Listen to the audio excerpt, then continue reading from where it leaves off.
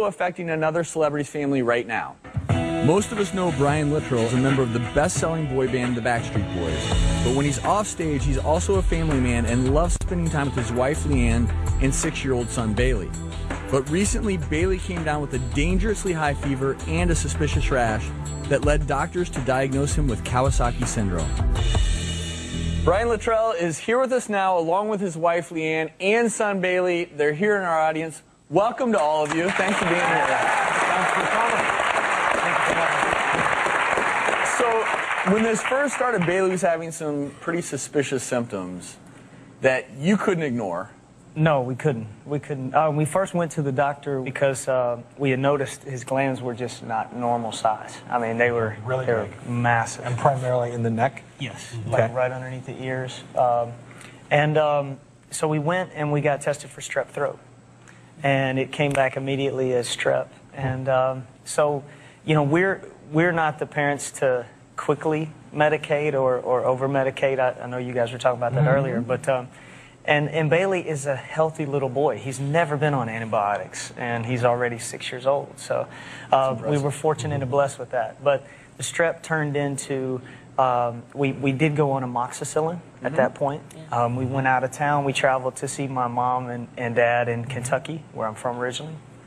And he came down with this crazy high fever. And he was just lethargic. We couldn't get his fever under control. We went back to the doctor Friday, and they tested for strep. The amoxicillin, I guess, had masked the strep throat. So we were cleared the strep, but all these ulcers started appearing in his mouth and coming to the front of his mouth. When you start getting those ulcerations in the mouth, I'm sure the doctors became concerned about a whole host of other problems. They did. Our pediatrician, I have to, you know, say hats off to him because he really stayed on top of it. But as the ulcers started moving towards the front and swelling the gums, they went on to what's called erythema multiforme, which is like a herpes.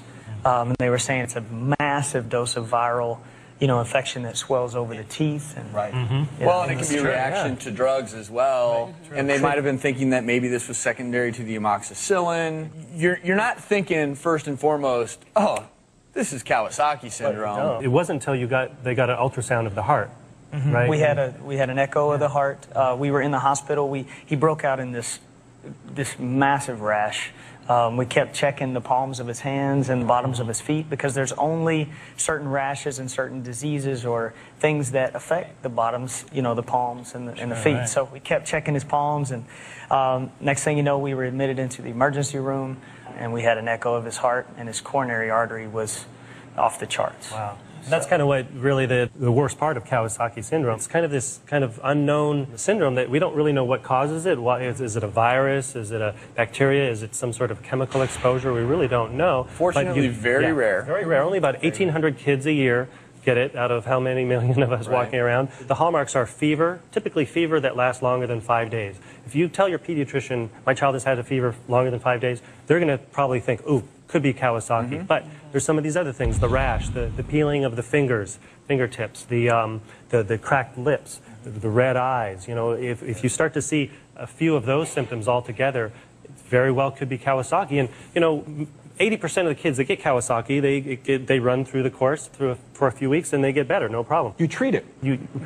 Even untreated, though. Really? But 20% of the kids, it will affect their heart, and that's what happened to Bailey. It will cause aneurysms and swelling of the coronary arteries, and those are the arteries that kind of feed the heart. You know, these are the ones in the older people that get the heart attacks, but, you know, on the ultrasound, you can actually see little swellings of the coronary arteries. There's your heart. You can see it's beating along. You see the coronary arteries there. Suddenly, they start swelling, and that can lead to heart attacks in small kids and heart enlargement, too. And that's what can cause a long-lasting problem. If somebody has an enlarged heart, it can kind of lead to problems later in life. But the good news is if you get the child through the acute phase and there aren't any long-term damages to the arteries supplying the heart, kids do great. Oh, yeah. Bailey's here today. He's been doing pretty good, right? He's been doing great. Hey, you want to come up here, buddy? Come on up.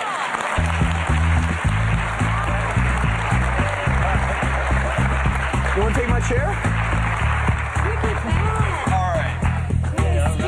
All right, so we're going to hang out here a little bit together, all right? So, how you feeling?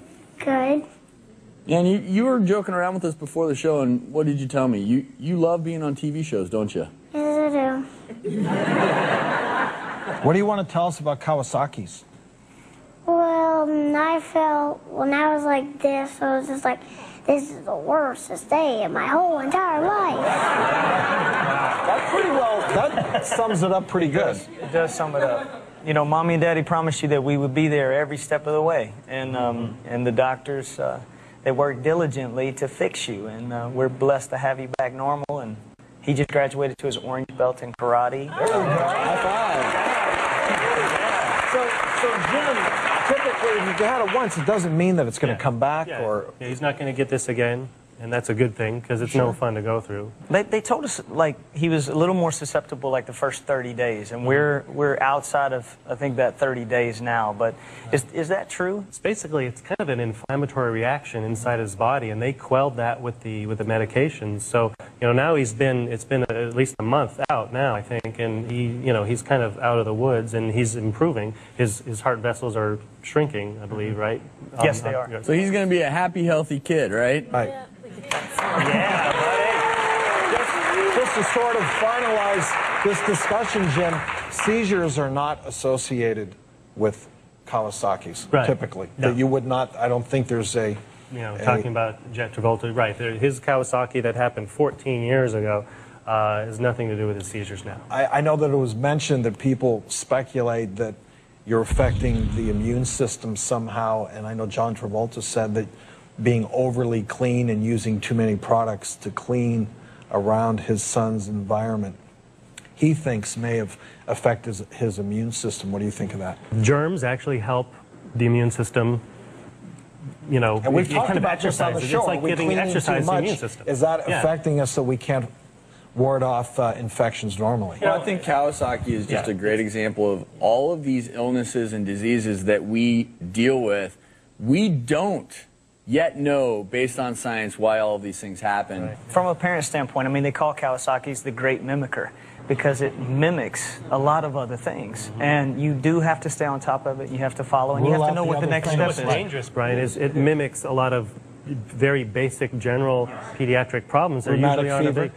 strep throat, little virus in the mouth. A lot of kids get those, and it's no big deal. But when it goes beyond that, and it's Kawasaki, it is a big deal. Yes. So for all parents, be an advocate for your child because you've got to know what the next step is. And Brian, you have a Heart Healthy Club, which emphasizes heart healthy health for families. And I want to thank you and Leanne for coming on. And Bailey, thanks for being here. You want to do me a favor? All right, so I want you to do me a favor and look at that camera and say, "Don't touch that dial, we'll be right back." Don't touch that dial, we'll be right back. If you want more information on Kawasaki syndrome or Brian's Foundation, go to our website at thedoctorstv.com. Coming up, could you be at risk for losing your sight and not